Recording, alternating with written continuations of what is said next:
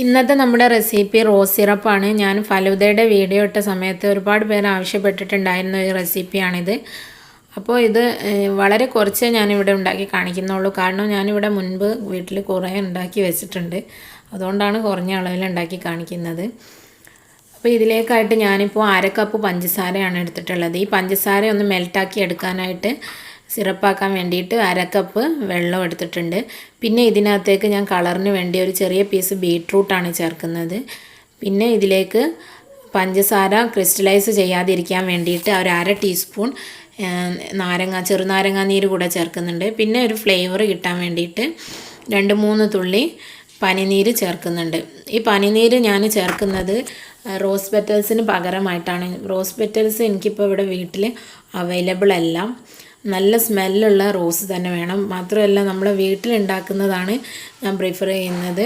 കാരണം നമ്മൾ പുറത്തുനിന്ന് വാങ്ങിക്കുന്നതാകുമ്പോൾ അതിൽ എത്രത്തോളം കെമിക്കൽസ് ഫ്രഷ്നെസ് കീപ്പ് ചെയ്യാൻ വേണ്ടിയിട്ട് അവർ പ്രയോഗിക്കുന്നുണ്ട് എന്നുള്ളത് നമുക്ക് അറിയാൻ പറ്റില്ലല്ലോ. അപ്പോൾ നമുക്ക് ഈ എടുത്തു വെച്ചിട്ടുള്ളതൊക്കെ ഒരു ബൗളിലേക്ക് മാറ്റാം. നമുക്കിതൊന്ന് സിറപ്പാക്കി മാറ്റണം ഈ പഞ്ചസാര. ഇനി നമുക്ക് ഇതിലേക്ക് നമ്മൾ എടുത്തു വെച്ചിട്ടുള്ള ബീട്രൂട്ട് ചെറിയ പീസാക്കിയിട്ടൊന്ന് ചേർത്ത് കൊടുക്കാം.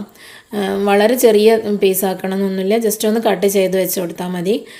അപ്പോൾ ബീട്രൂട്ട് എടുക്കുമ്പോൾ അതിൻ്റെ ഔട്ടർ സ്കിന്നോട് കൂടി എടുക്കുകയാണെന്നുണ്ടെങ്കിൽ നമ്മളെ സിറപ്പിന് നല്ല കളർ ഉണ്ടാകും. കാരണം ബീട്രൂട്ടിൻ്റെ കളർ ഇരിക്കുന്നത് അതിൻ്റെ ഔട്ടർ സ്കിന്നിലാണ്. നമ്മൾ ഔട്ടർ സ്കിന്ന് കട്ട് ചെയ്ത് കഴിഞ്ഞാൽ അത് കട്ട് ചെയ്ത് കളയുന്ന സമയത്ത് നമുക്ക് മനസ്സിലാവും അതിൻ്റെ സ്കിന്ന് കിടക്കുന്നിടം നല്ല നിറം ഉണ്ടായിരിക്കും. അപ്പോൾ സ്കിന്നോട് കൂടിയിട്ട് ക്ലീൻ ചെയ്തെടുക്കുകയാണെങ്കിൽ അത്രയും നല്ലത്. അതല്ലെങ്കിൽ വളരെ തിന്നായിട്ടൊന്ന് സ്കിന്ന് കട്ട് ചെയ്തിട്ട് എടുക്കുക. അതല്ലെങ്കിൽ ഫ്ലഷ് മാത്രമാണ് എടുക്കുന്നതെങ്കിൽ കുറച്ച് കൂടുതൽ എടുക്കുക, എന്നാലേ നല്ലൊരു കളറ് കിട്ടുകയുള്ളൂ. അപ്പോൾ ഇനി ഇത് നമുക്ക് നല്ലതുപോലെ ഒന്ന് കുറുക്കിയെടുക്കണം. ഇതിൻ്റെ ഒരു എത്രത്തോളം കുറുകണം എന്ന് വെച്ചാൽ നമ്മൾ ചെറിയ കുട്ടികൾക്കൊക്കെ ഒരു പനിയൊക്കെ വരുമ്പോൾ വാങ്ങിക്കുന്ന പാരസെറ്റമോളിൻ്റെ സിറപ്പ് ഉണ്ടല്ലോ, ആ സിറപ്പിന് എത്ര തിക്നെസ് ഉണ്ടാവണം അത്രയും തിക്നെസ്സാണ് നമ്മൾ ഇത് തണുത്ത് കഴിഞ്ഞതിന് ശേഷം നമുക്ക് ഇതിന് കിട്ടുമ്പോൾ ഉണ്ടാവേണ്ടത്.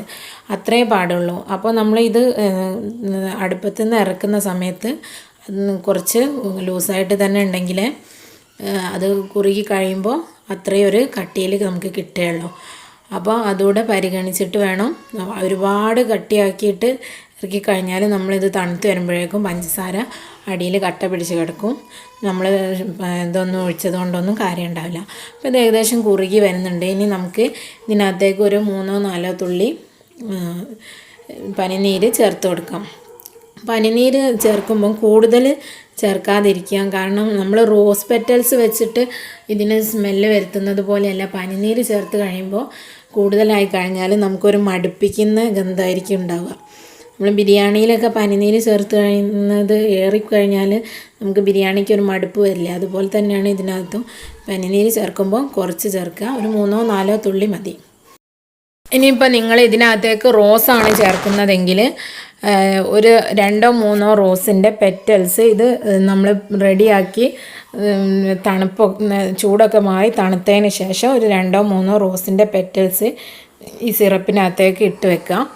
എന്നിട്ട് ഒരു ദിവസം ഒരു 24 മണിക്കൂർ കഴിഞ്ഞതിന് ശേഷം നമുക്കത് അരിച്ചെടുത്തിട്ട് ഉപയോഗിക്കുകയാണെങ്കിൽ ഇതിന് നല്ല റോസിൻ്റെ ഒരു സ്മെല്ല് കിട്ടും. അപ്പോൾ നമ്മൾ നാട്ടിൽ പണ്ടൊക്കെ ഉണ്ടായിരുന്ന ഒരു ചെറിയൊരു ലൈറ്റ് പിങ്ക് കളറിലുള്ള വളരെ ചെറിയതായിട്ടുള്ളൊരു റോസ് ഉണ്ട്. അതിന് നല്ല സ്മെല്ലാണ് ഉണ്ടായിരുന്നത്. ഞാനൊക്കെ ചെറിയ കുട്ടിയായിരിക്കുന്ന സമയത്ത് ഇവിടെയൊക്കെ നാട്ടിലൊക്കെ ഉണ്ടായിരുന്നു. ഇപ്പോൾ അത് അത്ര അവൈലബിൾ അല്ല. ചെറിയ ലീഫുമാണ്, അതുപോലെ തന്നെ ചെറിയ ഫ്ലവറും.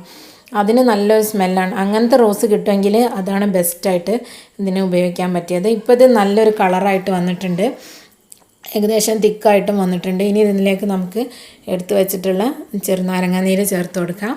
അതിന് ശേഷം ഒന്നുകൂടെ ഒന്ന് തിളപ്പിച്ചതിന് ശേഷം നമുക്കിത് ഇറക്കി വെക്കാം.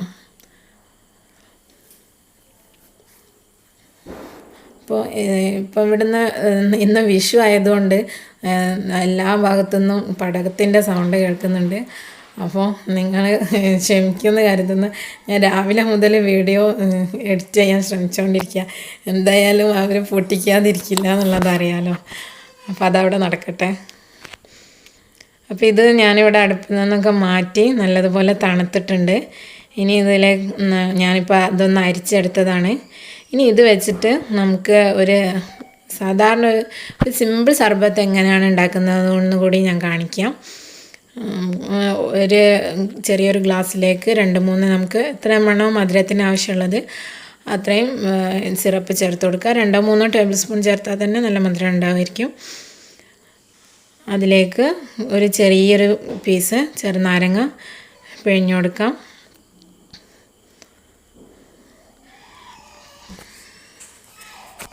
പിന്നെ ഇതിനകത്തേക്ക് നിറയെ വെള്ളം ഒഴിച്ച് കൊടുക്കുക.